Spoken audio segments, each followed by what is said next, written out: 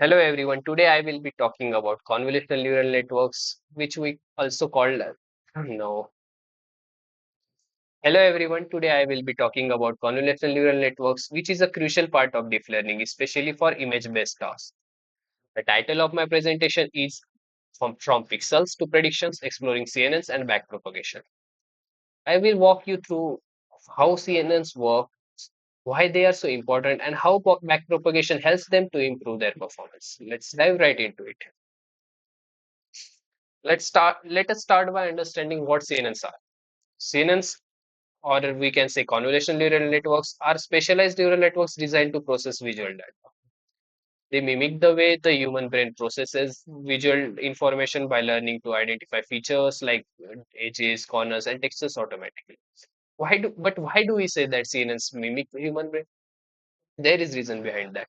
Just like the neurons in the human brain, CNNs work in a hierarchical way. In the brain, simple neurons first detect basic features like lines or edges, and high level neurons combine those features to recognize more complex patterns like objects or faces.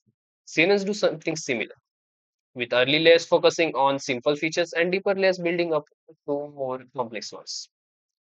There are several key components in CNN, such as first is convolutional layer, which extract the features from an image. After that, there is pooling layer, which reduces the size of feature maps, making the network more efficient. At the end, there is fully collected layer, which make the final predictions based on the extracted features.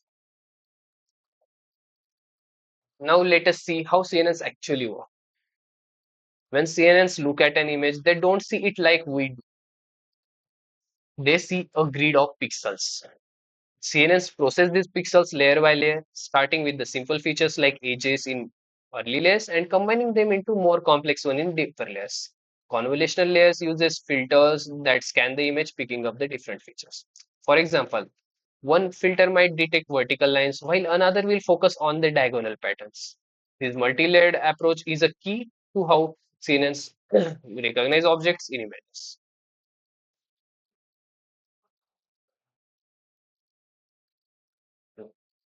In CNNs, we can think of each filter as a small system with its own transfer function. Just like in signals and system, this filter, or we can say system, processes the pixel values from an image and transforms them into a useful output called a feature map. The convolutional operation here involves sliding the filter over the image and multiplying the pixel values with the filter weights at each step.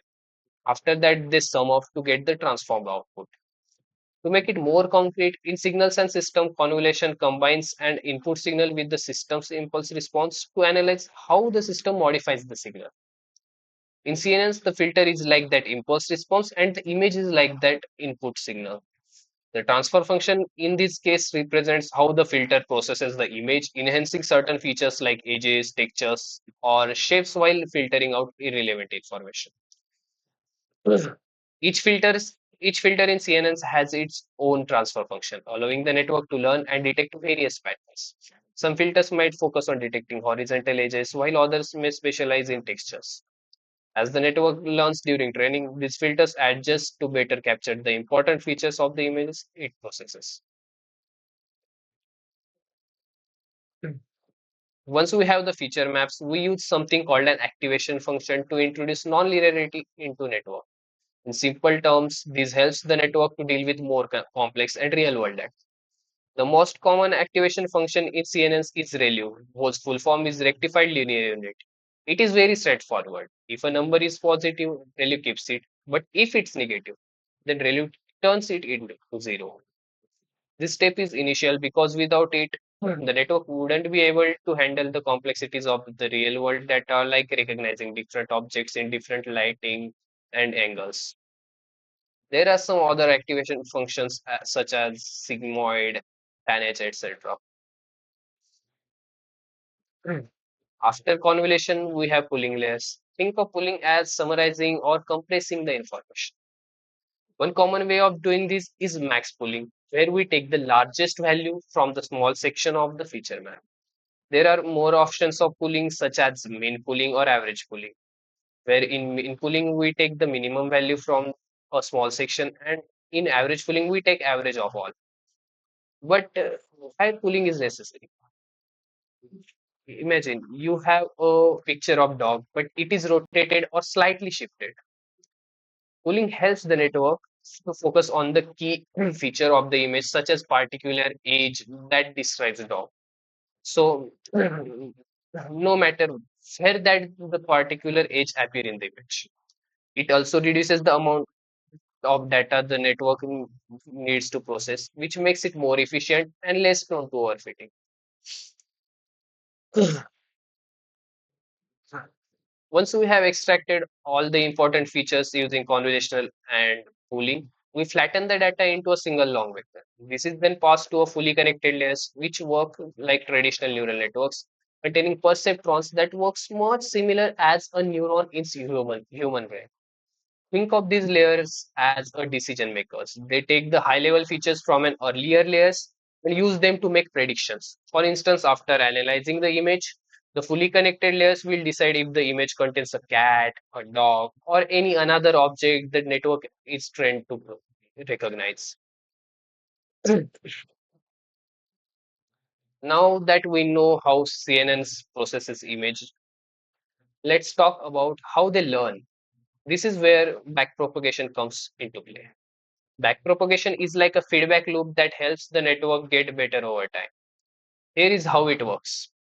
When the network makes a prediction, it checks how close the prediction is to the actual answer.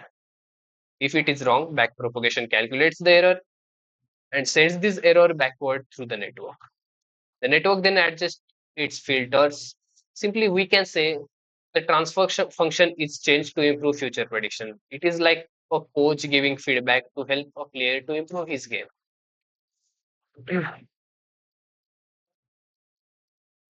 To measure how well network is doing, we use loss function.